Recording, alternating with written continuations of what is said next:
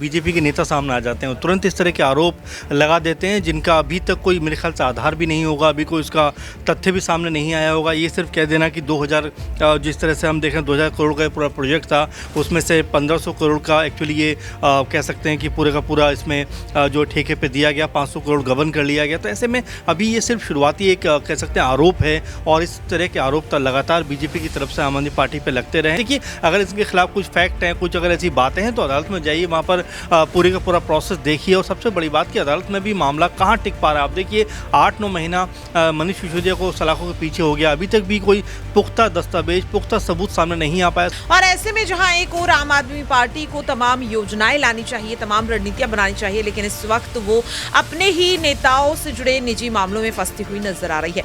ऐसे में सवाल लगातार ये उठ रहा है कि आम आदमी पार्टी जो आरोपों का सामना करते हुए नजर आ रही है, उनमें सच्चाई कितनी है।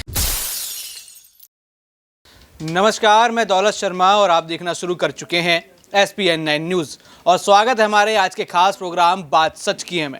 यहाँ पर आम आदमी पार्टी और घोटाला एक दूसरे के पर्यायवाची शब्द बन चुके हैं। ये आरोप लगातार बीजेपी यहाँ पर लगाती रही है और एक नई कहानी हम सब लोगों के बीच सामने आई है। ये कहानी है दिल्ली जल बोर्ड में हो रहे घोटाले की। यहाँ पर बीजेपी सीधा सीधा यहाँ पर आम आदमी पार्टी पर आरोप लगाती है कि दिल्ली जल बोर्ड में घोटाला हुआ है। गौरव भाटिया बीजेपी नेता कहते हैं कि 10 सीवेज ट्रीटमेंट प्लांट को 2 कैटेगरी में बांटा गया। पहली कैटेगरी में वह केवल अपग्रेडेशन होना था और दूसरी कैटेगरी में क्षमता बढ़ाने का काम होना था।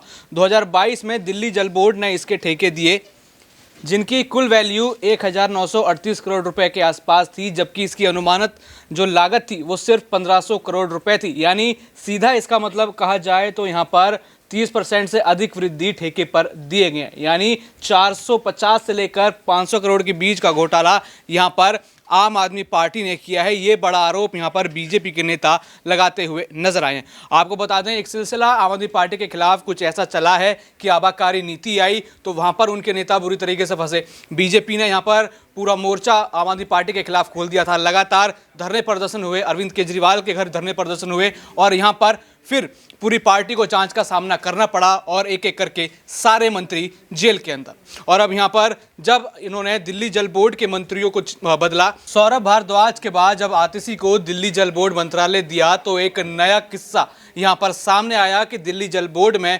450 से लेकर 500 करोड़ रुपए का घोटाला सामने आया है। अब फिर दोबारा यहाँ पर बीजेपी को मौका मिल गया है कि वो यहाँ पर अरविंद केजरीवाल और उनकी पार्टी के खिलाफ जांच बैठाए, यहाँ पर लगातार प्रदर्शन करे। लेकिन इस बीच कई सारे यहाँ पर सवाल उठते हैं कि क्या जब भी यहाँ मंत्रालय बदलते हैं या जब भी कोई नीति आती है तभी क्यों इन घोटालों की बात की जाती है, क्योंकि 10 साल से यहाँ पर दिल्ली में आम आदमी पार्टी की सरकार है। लेकिन जैसे जैसे 2024 का ये समय पास आता जा रहा है, लगातार नए नए घोटाले आम आदमी पार्टी से जुड़े हुए सामने आ रहे हैं। आज हम अपने न्यूज़ रूम में मौजूद हैं और यहाँ पर यही सवालों का जवाब हम मांगेंगे। अमन सर हमारे साथ मौजूद हैं। सबसे पहले उनसे ये सवाल करेंगे कि अगर ये दिल्ली जल बोर्ड के जो आरोप हैं, अगर इसकी रिपोर्ट आगे तक जाती है तो क्या फिर दोबारा और भी जो नए नए मंत्री थे, जैसे मनीष सिसोदिया जेल में गए तो कार्यभार किसी और को दिया गया, संजय सिंह यहाँ पर मुसीबत आती है तो कई ऐसे कार्यभार थे जो कई और मंत्री को दिए गए, तो क्या अब इन नए मंत्रियों का भी समय ये आ गया है कि वो ईडी सीबीआई की कार्रवाई में फंसेंगे और बीजेपी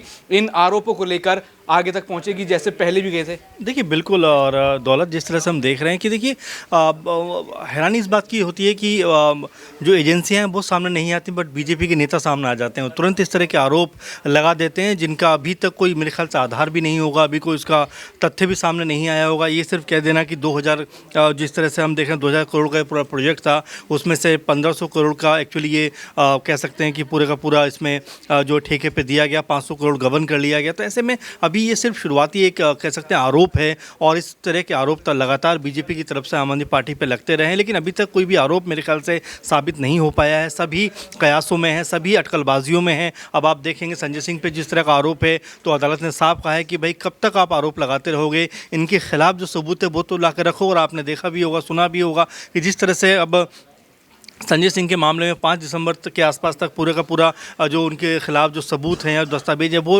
लाकर देने को कहा है। तो ऐसे में बड़ी बात ये हो जाती है कि सिर्फ आरोप लगा देना, सिर्फ ये बात कह देना आसान है। देखिए, मैं आपके ऊपर आरोप लगा सकता हूँ, आप मेरे ऊपर आरोप लगा सकते हैं, लेकिन उस आरोप को साबित करना अपने आप में बड़ी चीज़ हो जाती है कि सारे सबूत, सारे दस्तावेज, सारी चीज़ें आपको सामने रखनी पड़ेंगी। मेरे ख्याल से उसमें कहीं ना कहीं बीजेपी के नेता भी चूक रहे हैं। और ऐसा ही जैसे कोई मामला सामने आता है, चाहे डीटीसी की बात करें, क्लासरूम घोटाले की बात करें, शराब नीति घोटाले की बात करें, तमाम सारी बातें हैं जो सिर्फ अटकलबाजियों में, कयासबाजियों में लगती हुई नजर आ रही हैं। एक्चुअली उसका क्या आधार है, क्या उसका कोई दस्तावेज है, मेरे ख्याल से वो रखने में अभी तक तो मेरे ख्याल से नाकाम हो रहे हैं। कुछ दिन पहले एक रिपोर्ट यहाँ पर आती सी जो मंत्री हैं दिल्ली सरकार में, उन्होंने सौंपी थी केंद्रीय सचिव के खिलाफ। यहाँ पर उसको मंजूर नहीं किया गया था। यहाँ पर जो हैं एलजी वो वापस इस रिपोर्ट को भेज देते हैं, लेकिन अब उनके ऊपर यहाँ पर घोटाले के आरोप हैं। तो क्या ये कि साजिश आम आदमी पार्टी की तरफ से जो बताई जा रही है, इसमें ऐसा कुछ लगता है कि साजिश है कि पहले आपने केंद्र सचिव पर आरोप करे, अब वही आरोप आपके मंत्रियों पर हैं? देखिए, ये कोई फुटबॉल का मैच नहीं है कि एक गोल मैं करूं फिर एक गोल आप कर दीजिए।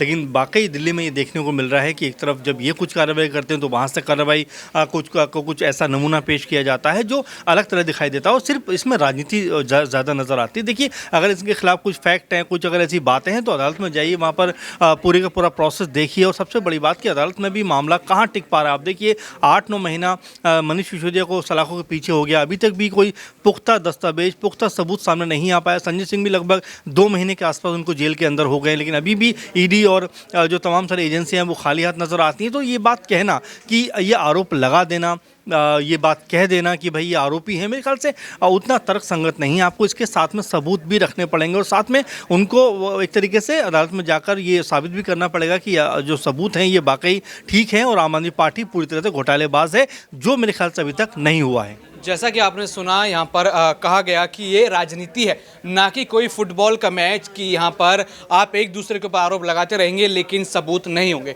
और बात लगातार यहाँ पर सबूत की हो रही है कि जब ईडी के सामने जब पेश होते हैं यहाँ पर आम आदमी पार्टी के नेता, तो ईडी के पास सबूत नहीं होता। यहाँ पर कोर्ट में जब आम आदमी पार्टी के नेता जाते हैं तो सबूत कहते हैं कि पहले सबूत यहाँ पर लेके आइए, फिर यहाँ पर आगे की जाँच होगी। और सबूत यहाँ पर अभी भी जो है नहीं मिल रहे और ना ही यहाँ पे ये सबूत जो है चीफ सेक्रेटरी के खिलाफ यहाँ पर मिले। तो अगला सवाल हमारा यहाँ पर न्यूज़ में मौजूद प्रज्ञा उनसे होगा कि यहाँ पर क्या सच में यहाँ पर राजनीति नहीं हो रही, क्या यहाँ पर फुटबॉल का गेम हो रहा है कि एक गोल आप करेंगे, एक गोल हम करेंगे और यहाँ पर आरोपों के ऊपर ही यहाँ पर सारी राजनीति होगी, सबूत यहाँ पर नहीं दिखाई देंगे। जैसे प्रज्ञा, यहाँ पर सबूत ना तो ईडी निकाल पा रही है आम आदमी पार्टी के खिलाफ और ना ही यहाँ आम आदमी पार्टी कोई सबूत दे पाती है केंद्रीय सचिव के खिलाफ। उसके बाद हम देखते हैं लगातार ये फुटबॉल के मैच की तरह पूरे ये चलता रहता है। यहाँ पर राजनीति के बीच का देखा जाए, बाकी चीज़ें भुला के, जनता का काम भुला के सिर्फ यहाँ पर जो है आरोप प्रत्यारोप का खेल चल रहा है चुनावों के करीब। जी बिल्कुल, सवाल लगातार ये उठ रहा है कि इतना अहम समय है, 2024 के चुनाव सर पर हैं और ऐसे में जहां एक और आम आदमी पार्टी को तमाम योजनाएं लानी चाहिए, तमाम रणनीतियां बनानी चाहिए, लेकिन इस वक्त वो अपने ही नेताओं से जुड़े निजी मामलों में फंसती हुई नजर आ रही है। ऐसे में सवाल लगातार ये उठ रहा है कि आम आदमी पार्टी जो आरोपों का सामना करते हुए नजर आ रही है उनमें सच्चाई कितनी है।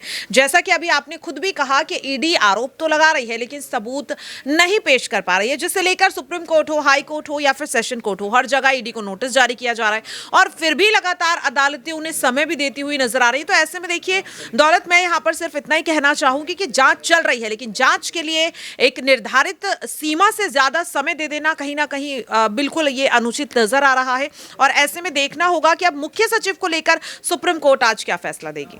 बिल्कुल, यहाँ पर बात सच्चाई की है, बात सबूतों की है और लगातार यहाँ पर कहा जा रहा है कि सबूत नहीं एक दूसरे के खिलाफ मिल रहा है, बस आरोप ही आरोप यहाँ पर लगाए जा रहे हैं। तो देखना होगा कि इस दिल्ली जल बोर्ड घोटाले का जो मामला है उसमें आगे क्या होगा। क्या यहाँ पर आम आदमी पार्टी के जो नए मंत्री बने हैं अब वो यहाँ फंसते नजर आएंगे या फिर यहाँ पर बीजेपी के ऊपर एक नया आरोप यहाँ पर आम आदमी पार्टी लेकर आएगी। और भी ऐसी खबरें जानने के लिए देखते रहिए SPN9 न्यूज़। धन्यवाद।